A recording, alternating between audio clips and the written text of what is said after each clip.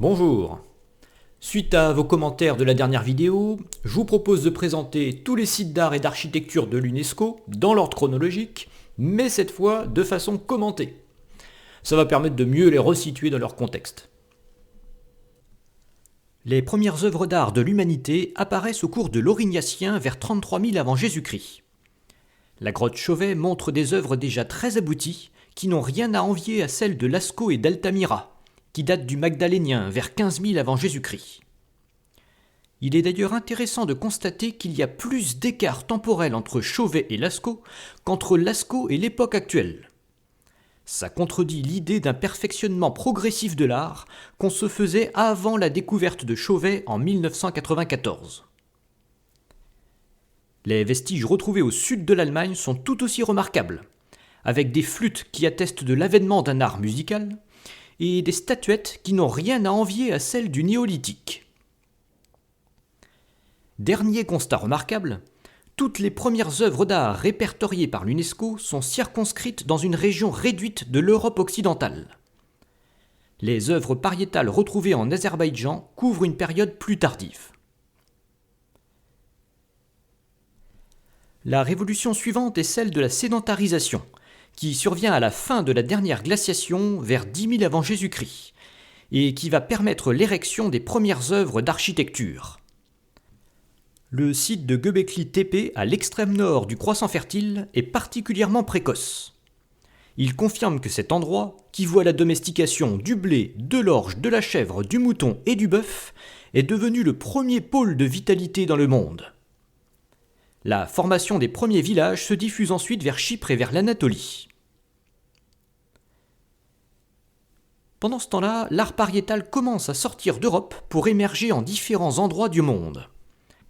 Il apparaît comme une manifestation naturelle de toutes les cultures nomades jusqu'à des époques très récentes. Et je le mettrai de côté dans la suite de mes commentaires pour me focaliser sur les nouveautés. En 4000 avant Jésus-Christ apparaissent les premières momies artificielles dans le désert d'Atacama. Ça met d'ailleurs en évidence un biais climatique essentiel. La sécheresse favorise considérablement la conservation des vestiges. Voici maintenant venir l'entrée dans l'histoire. Vers 3300 avant Jésus-Christ émergent les premières traces d'écriture à Uruk, qui est la première ville du monde et atteint rapidement les 30 000 habitants. L'apparition d'une élite militaire et religieuse favorise la multiplication des palais et des temples. La civilisation élamite prend son essor à ce contact, notamment à Suse.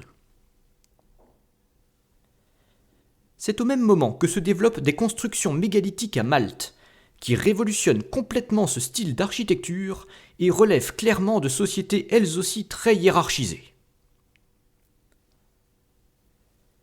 La révolution suivante survient en Égypte à partir de 2700 avant Jésus-Christ, avec l'érection de la pyramide de Djoser, puis celle de Snéfrou, puis celle de Khéops, Képhren et Mykérinos. On est à nouveau sur un changement complet d'échelle qui continue de fasciner encore aujourd'hui. La pyramide de Khéops restera le plus haut monument du monde pendant près de 3800 ans. Là encore, on peut faire un constat révélateur. Il y a plus d'écart temporel entre Khéops et Cléopâtre qu'entre Cléopâtre et nous.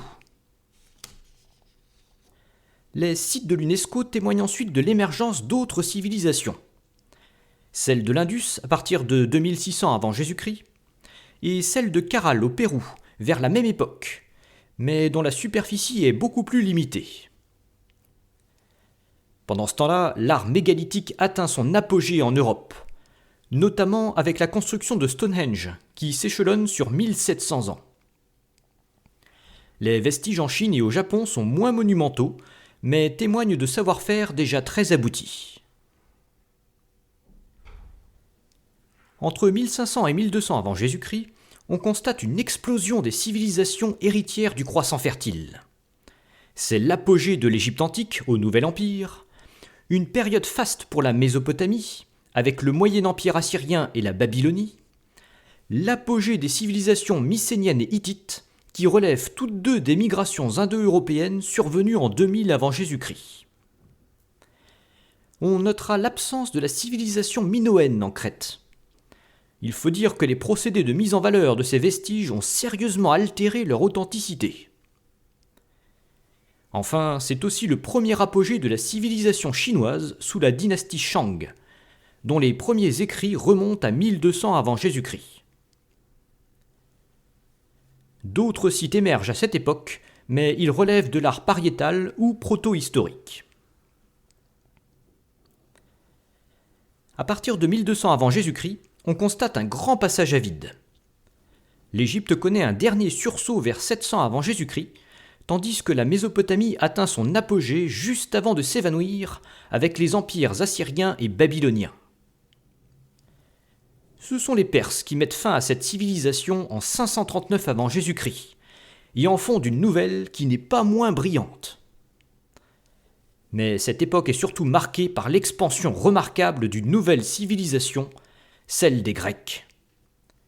C'est une véritable flambée de monuments qui couvre toutes les rives de la mer Égée et s'étend jusqu'aux colonies d'Afrique et d'Italie.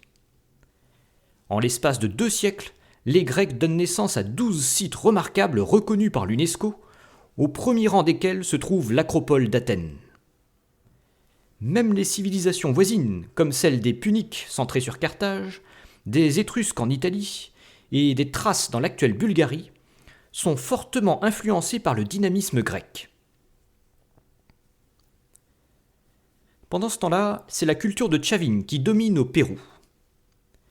Il faut aussi évoquer la civilisation Olmèque au Mexique, qui est absente du palmarès alors qu'elle livre de nombreux vestiges.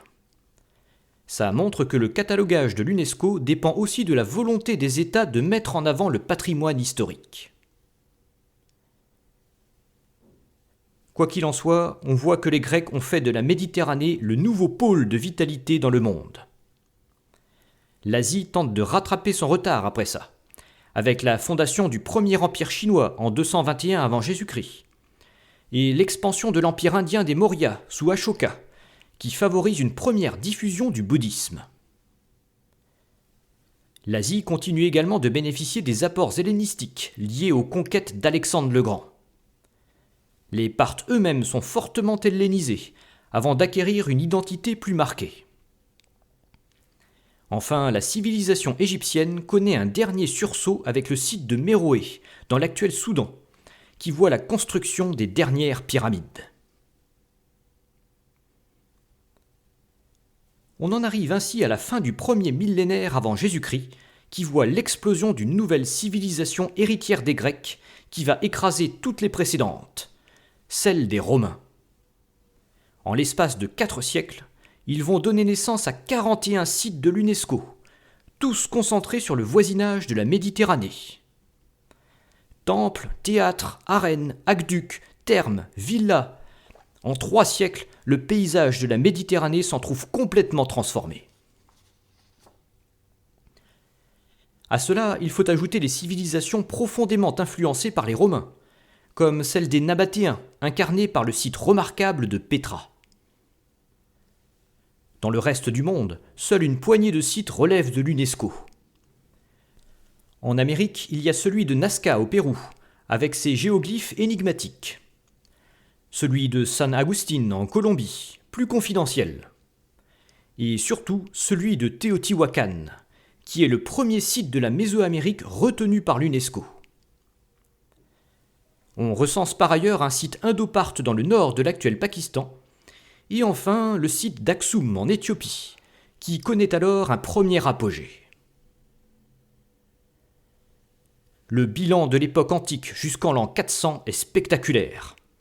Même s'il y a de nombreux biais qu'on a relevés, on constate à quel point la Méditerranée écrase le reste du monde par le nombre de ses vestiges relevant de l'UNESCO. En fait, on peut identifier 3 centres de vitalité précurseurs dans l'histoire de l'art et de l'architecture. L'Europe occidentale au Paléolithique, le croissant fertile au Néolithique et sous la Haute Antiquité, et la Méditerranée à l'époque gréco-romaine. D'autres centres de prospérité ont existé, mais leurs vestiges apparaissent plus clairsemés sur le planisphère. Cela dit, l'histoire n'est pas terminée. L'avènement des 4 plus grandes religions modernes en nombre de croyants le bouddhisme, l'hindouisme, le christianisme et l'islam, va contribuer à modifier cette physionomie dans les siècles suivants.